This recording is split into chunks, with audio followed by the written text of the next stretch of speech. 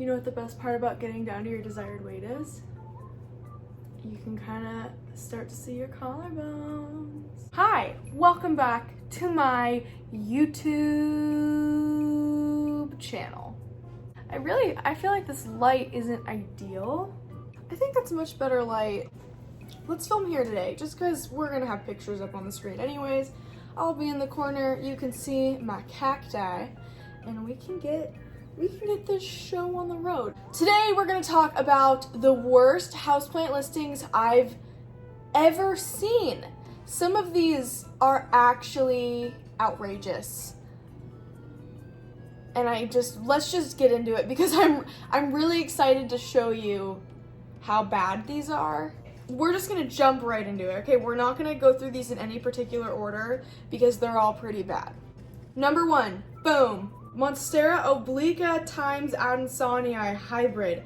Extremely rare, one cutting verified. See, this person is extra evil, and here's why. When you call something a hybrid, of course it's not gonna look exactly like its original plant parents. It's gonna look a little bit different. It might have more characteristics of one plant than the other. This seller is arguing that this cutting has more characteristics of the Adansonii, and so you're not really gonna see the obliqua, so that way they can get away with tricking you into thinking you're getting a phenomenal rare plant hybrid when really you're just getting a wide form Adansonii leaf.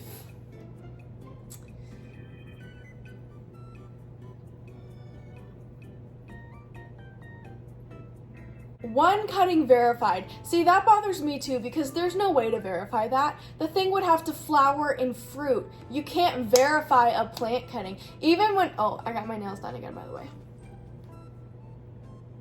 I was going for like a tropical look. I'm gonna do all my nails this color next time, I think. Anyways, sorry for that ADHD tangent. So even when people ask me how to tell the difference between Monstera borzigiana and Monstera deliciosa, I tell them, well, here's some characteristics, but the only way to really tell is for it to fruit and flower. That is the only way. You cannot verify something that has not fruited or flowered. Oh, $1,000. Next plant. Boom. Philodendron surprise. This one just bothers me because this is probably just a Philodendron hedracatum. Philodendron heteroecium, which is the typical heartleaf philodendron. I don't think it's probably anything great. They probably just labeled it surprise so they can get away with selling you something that would normally cost you $10, $40. Ooh, sis, this is ridiculous. This is variegated Schlumbergera Christmas cactus, actively growing white and pink flower. $959.99. What the heck are you doing, guy? Why would you want to do that? It's a Christmas cactus. These things sell for like $3 at a regular. Like, you can go into a Fred Meyer and buy these. The only difference is that it's variegated. At least with Monstera albos, it makes sense. Monstera deliciosa range right now anywhere from like $30 to $100. So if you're gonna get a variegated one, it's gonna be like $100 to $400. At least that makes sense. You're asking for literally asking for $953 more than what you would ever pay for the regular plant, and that doesn't make sense. Yeah, this one is just stupid for obvious reasons. I think we can move on. These next two pictures are irritating. Okay, I'm putting this up. I can't deal with this. Here we are. My hair's up. You're welcome. Rooted, variegated Monstera albo borzigiana. Node, rare aeroid, tropical houseplant. Here's my issues with this. Issue number one, this plant is not rooted. That is an aerial root. That is a big difference. Some aerial roots will never turn into actual roots.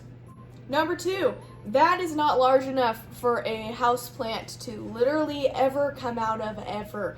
That, he's holding it up, it's less than the length of his thumb. We're talking about something right now that is about this big. It's all white. That whole thing is just white. And then okay, he's shipping $70, no insulation, which probably means like no heat pack, no safety insurance, no anything. And then with insulation, $75 for shipping a plant how it should have been shipped right in the first place. Next plant. Okay. This is a bid that's going right now on eBay. This is Monstera deliciosa albo variegata, rare and unique variegated aroid. That is a pothos. You see it at first, or did you not see it until I told you? Here, this is a pothos. You can tell, first of all, because of how thick and woody that stem is. This is very clearly a pothos that someone chopped down from their backyard. The person who sent this to me thinks that they actually cut those slits in it themselves, but actually, pothos end up fenestrating very similar to birds of paradise. When they get in a really windy environment, it'll just kind of tear. So, I mean, that's at least what I saw in Mexico. So, you know, it could be either or, honestly. But one, that would be a really bad, gross cutting of an actual albo monstera because, I mean, look at that. The stem looks like it's rotting. It's got a crack down the middle of it. The leaves are thrashed. Like, this is awful. It looks like maybe like a rainstorm took down your plant in the middle of the night and you're just like, well, I'll sell it on eBay. The worst part is that at the very end, they threw in some pictures of Thai constellation. You can see this is picture 7 of 7 and 6 of 7. And the description says, all pictures are of plants that you will receive.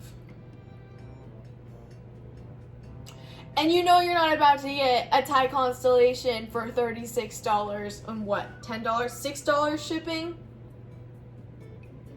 You are getting 2 cuttings though, so I mean, yeah, the worst thing is that just like if you're not living in a state that has that kind of climate, that pothos is just gonna shrink, dude. It's gonna become a regular pothos in your house if you don't live in Florida or Texas, Louisiana. Oh, I just wanted to mention 2 bids. So either the people who are bidding on this know that it's a pothos and they just want a big pothos, or they've been fooled. Yeah, that's not an albo, that's not a yellow variegated monstera, that is a big pothos. Here's a picture of one I saw in Mexico for comparison. Next listing.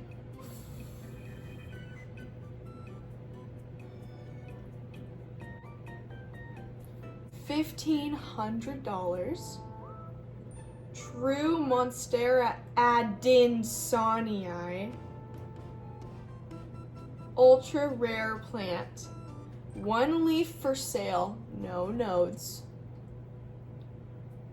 Would anyone like a tutorial on how to make slits in your Monstera without them turning brown?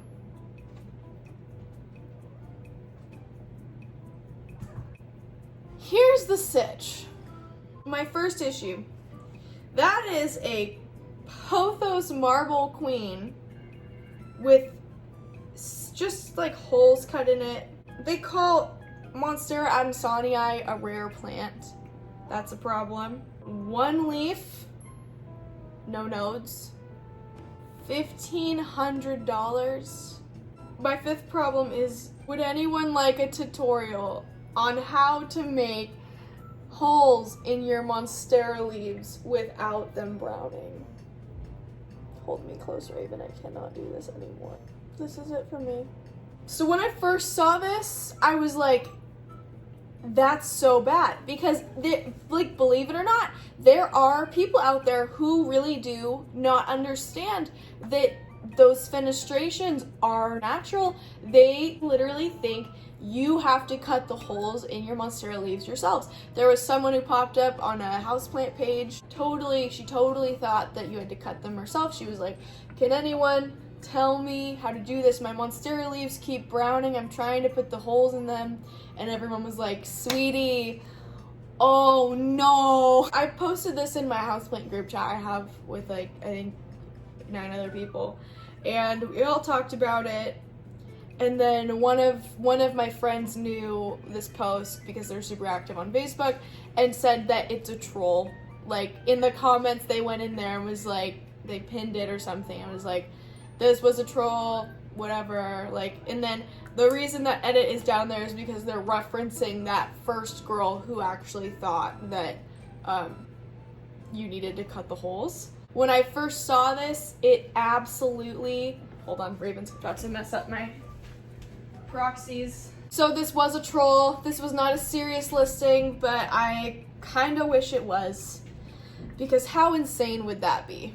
Okay, really cool cactus. Listed over a week ago. Oh boy. This is a dead cactus. And it's just literally dead. It's sunburnt and dead. I wish I could say that this was a fake listing, but it's not. This was a real listing. Really cool cactus. Sorry, that like blows my mind. I'm sure we've all seen these. This one doesn't blow my mind that much. These are just for seeds. They've very clearly photoshopped them. But I raise you. What is that? This looks, first of all, like it was made with that super old layout app that we all used to use when we were in like the 5th grade to put our pictures together.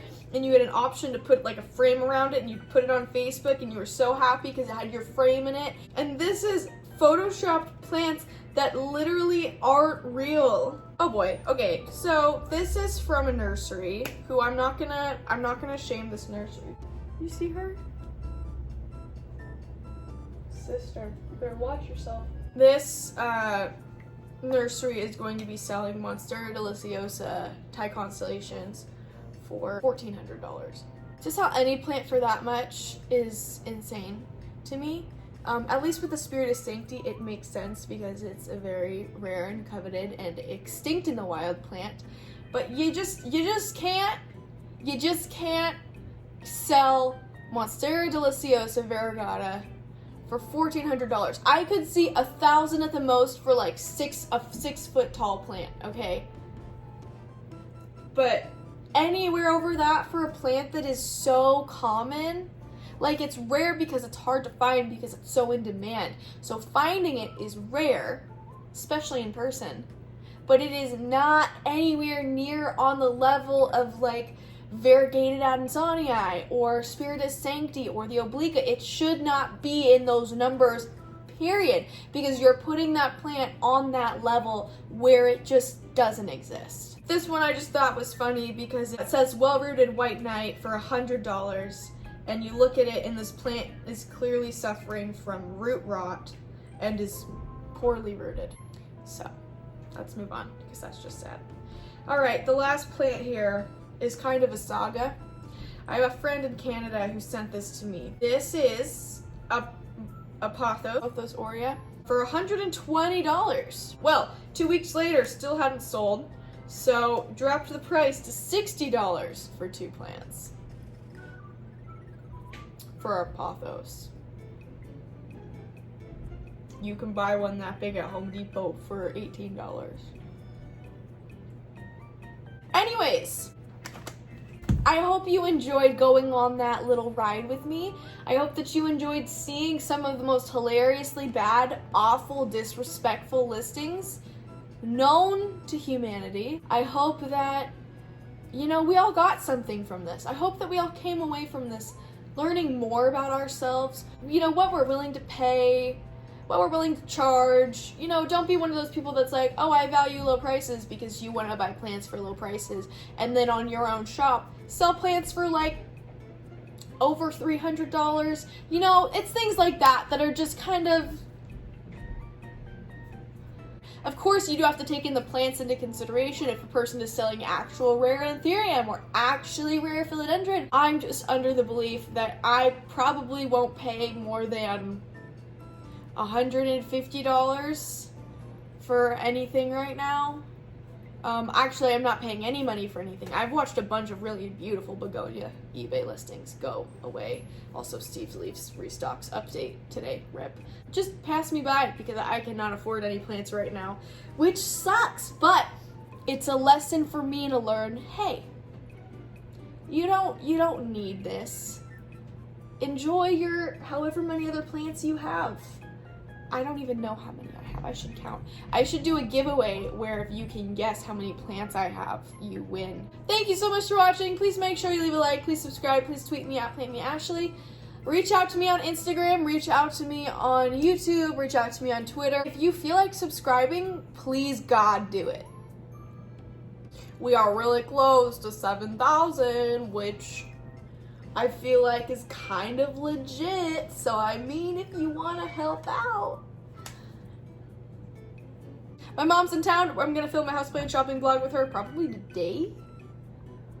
Thanks so much for watching. I'll see you guys in the next houseplant video. Send me more bad houseplant listings. I'd love to make this a series. You can send those to me on Instagram. Thank you for being here. Goodbye. Bye.